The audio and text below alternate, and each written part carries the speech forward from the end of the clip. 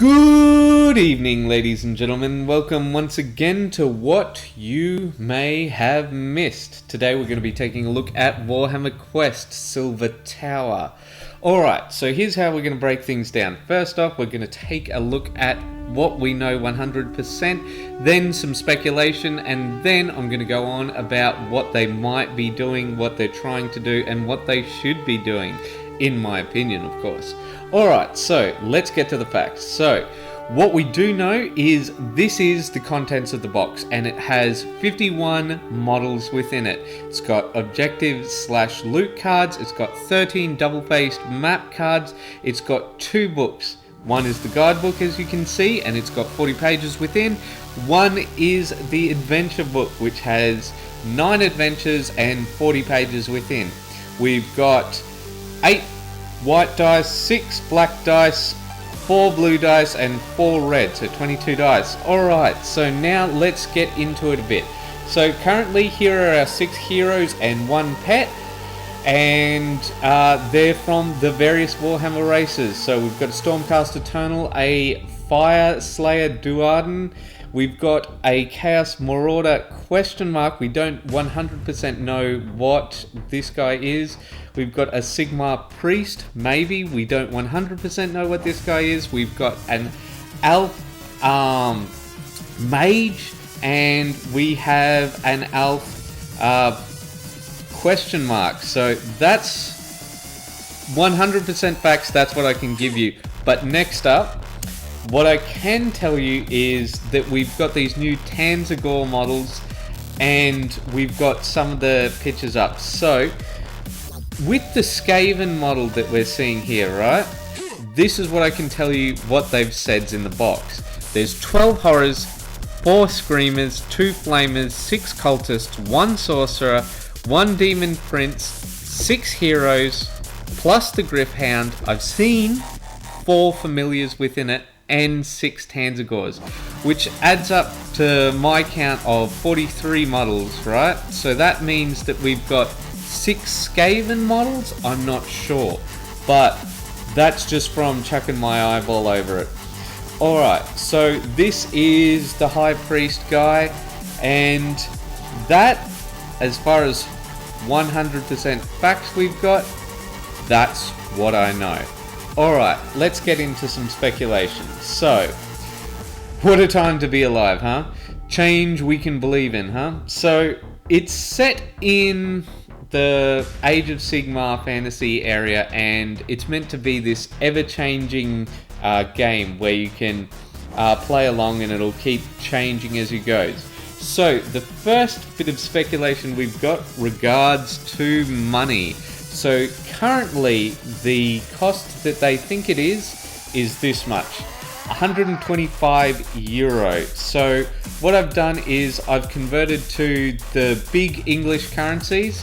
Alright, so what they're saying is, well, what I'm saying is they think it'll be around £100, 150 for US and 200 for Australian. Now, this is what I think. I think if they're really smart, what they want to do is make it £95. The US price is fine, right? Maybe 145 would be better. And if you can make it 195 for Australian, that would just be brilliant. But this is what I think that they will be priced at. So, next up, I'm going to be taking a look at some of the heroes. So, first off, we've got the Sigmarite Priest and his Gryph-hound. I'm saying that these 2 models are going to be played together based off their placement. So this is, you know, sort of our core guy, and what I think is very smart by them is they're making it a more racially diverse thing. Alright, next up we've got the Stormcast Eternal Knight. Now the Knight, the reason I'm using that term is because we don't know what it is 100%. It's not a lord, obviously, but it's not a liberator, it's not a whole lot of different things. So that's why I've just given him the name Knight. But there is some speculation that this is not actually a him, that this is a sneaky way of getting another female into the box set. next up we've got the Duardin Vulcanite Berserker.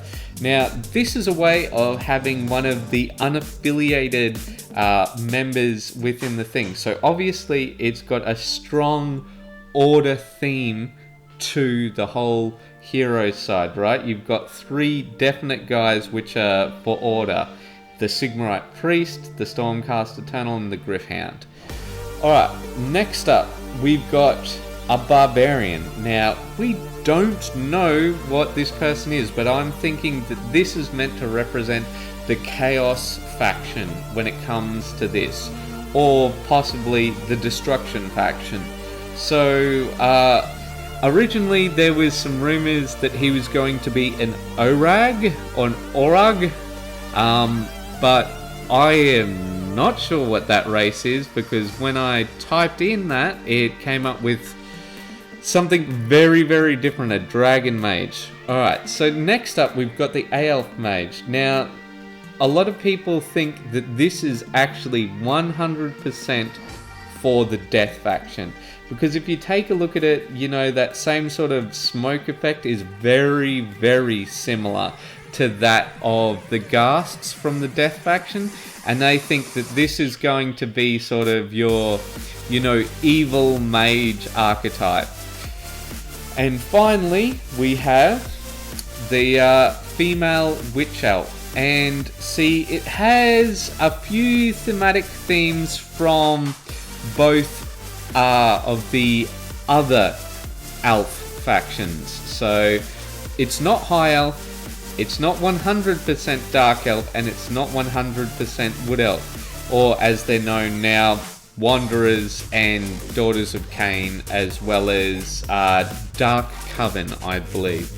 But from what I've seen with these heroes, what they're trying to do is have a hero from each faction. So the Duardin Unaligned, you know, the Barbarian is most probably Chaos. Then, you know, the Elf Mage is, you know, the Death faction, and by process of elimination, that the Witch Elf is the Destruction faction. But this is just a guess. Alright, so, what a time to be alive, folks. So, here's the thing about it. What I think that they should do is, first off, yes, they should make that Stormcast Eternal a female. If they're very smart, that's how they're going to do it. Second of all, having this more diverse background is good, but what they need to do is they need to have it so that White Dwarfs from now until the end of time are adding Warhammer Quest things to each update, to each new release. Why? Because this will be a way that people can buy one box of Chaos Marauders, one box of Chaos Knights, whatever the faction happens to be, right? See, that way you can always have these people adventuring through. I'm not sure it's going to be that way, but based off the price, it looks like they are very, very much trying to be in a competitive market. Alright, the other things that I think that they should do, well, for the most part, they have been doing them, but the biggest thing that they need to 100% do in order for this to be extremely viable, coloured plastic.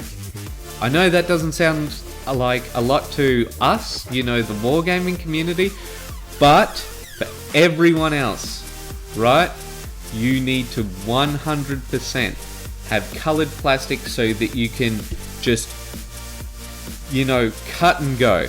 As soon as you open up the box, you're ready to play. You know, minimal process time.